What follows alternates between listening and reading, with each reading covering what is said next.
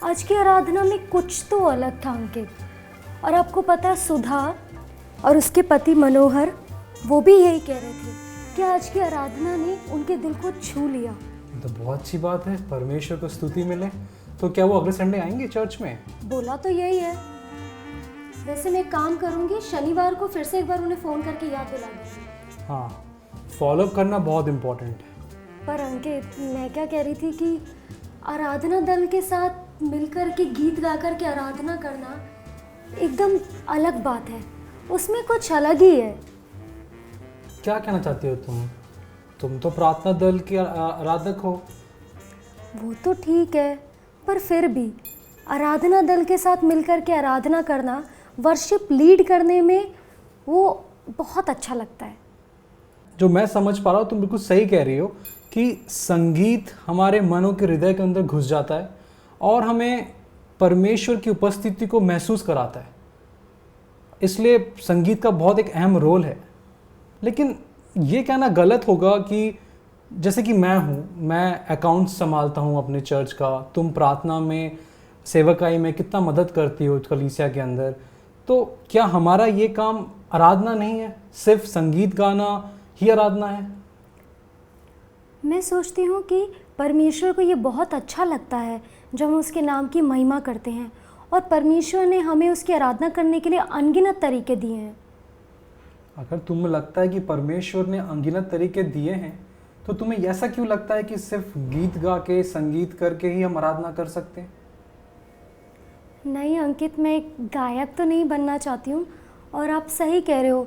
मैं शायद इन सारी बातों में उलझ करके रह गई थी और मैं भूल गई थी कि लोगों के लिए जब मैं प्रार्थना करती हूँ, प्रार्थना के ज़रिए जब लोगों को परमेश्वर के करीब लाती हूँ, तो वो भी तो एक आराधना करना ही है। और मैं भूल गई थी कि जब मैं परमेश्वर के नाम की महिमा अपने नियमित समय में करती हूँ, अकेले जब प्रार्थना करती हूँ, तो वो भी तो परमेश्वर की एक आराधना करना ही है। बिल्कुल सही।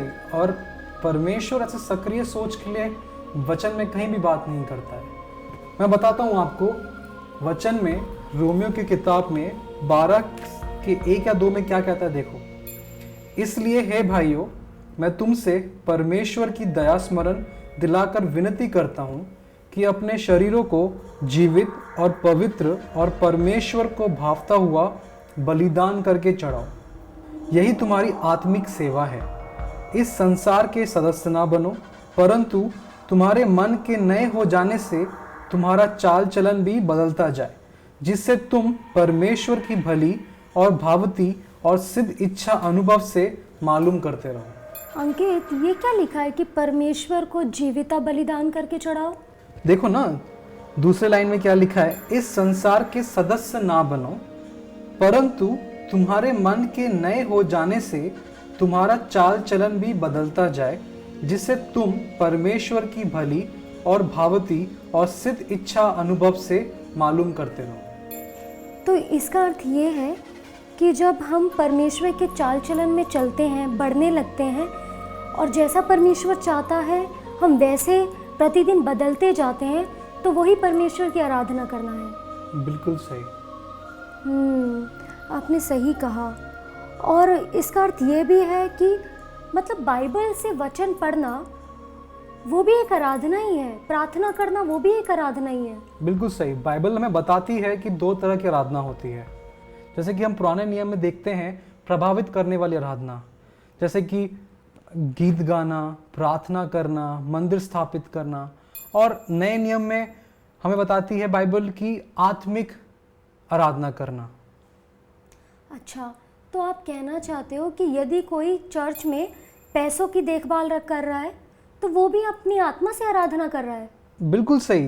जैसे कि अभी हमने कमरे की साफ सफाई करी, जैसे कि हमें पता है कोई आने वाला नहीं है, फिर भी हमने सफाई करी, हमने प्रभु को महिमा दी। ये भी एक आराधना का अंश है।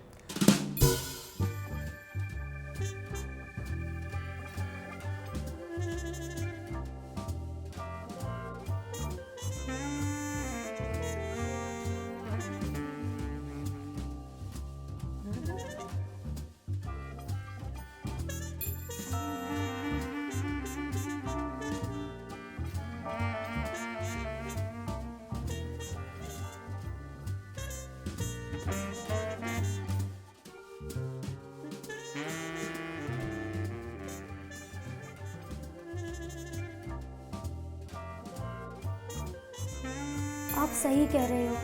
हमें स्तुति और आराधना करने के तरीकों को ना बदलना चाहिए, अपने में सीमित नहीं रखना चाहिए। हमें अपने नज़रिए को बदलना पड़ेगा कि हम जो भी काम कर रहे हैं वो भी, चाहे हम घर का भी काम कर रहे हैं, वो भी परमेश्वर की आराधना ही है।